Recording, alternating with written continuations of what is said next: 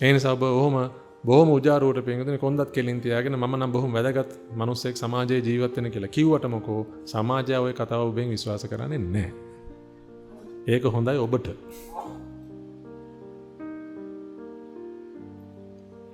මම මේ පෙන්නලා දෙන්නේ බලන්න අපි වැටලා තියෙන තැන මොකද්ද කියලා. හොඳට දකින්න මම මේ කියන කාරණා. ඔබ හිතන් හිටියට පින් ඔබ බොහොම වැදගත් සමාජ ජීවිතේ බොහොම වැදගත් මිනිස්සෙක් කියලා. හොඳට ඇඳලා පැලඳලා කොණ්ඩේ ලස්සනට පීරලා හරි වැදගත් විදිහට ජීවත් වෙනවා. මෙච්චර කාලයක් කාගෙන්වත් කිසිම කයි කතන්දරයක් අහගෙන නැහැ. කියලා ඔබ හිතාගෙන හිටියට පින්වතුනි ඔය තියෙන තැනකට ඔබට කියාගත්ත ලස්සන කතාවක්. අල්ලපු ගෙදර ජීවත් වෙන මිනිස්සු තමන්ගේ වයස අවුරුදු 20ක් විතර දුව ඔබ ගාව තියලා යන්නේ නැහැ. ඔබ සැකයි. කොහෙන්ද වැදගත්කම්? මං කියන්නම් කතාවක්. ඔබේ ගෙදර බල්ලා ගාව තියලා යනවා.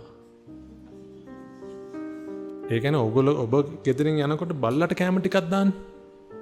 දුව එවනවා.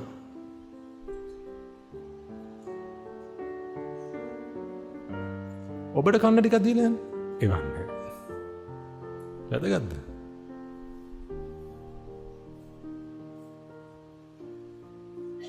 ඈ? ඒ කියන්නේ අල්ලුව ගෙදර මිනිස්සු වඩා වැදගත් කියලා විශ්වාස කරන්නේ කාවද? ඔබද ඔබේ ගෙදරින් බල්ලවද? ගෙදරින් බල්ලව.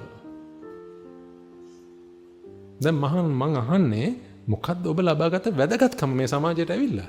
අවුරුදු 70ක් 60ක් 80ක් තිස්සේ මනුස්ස ලෝකේ ජීවත් වෙලා. ඕක ගන්න දාවේ.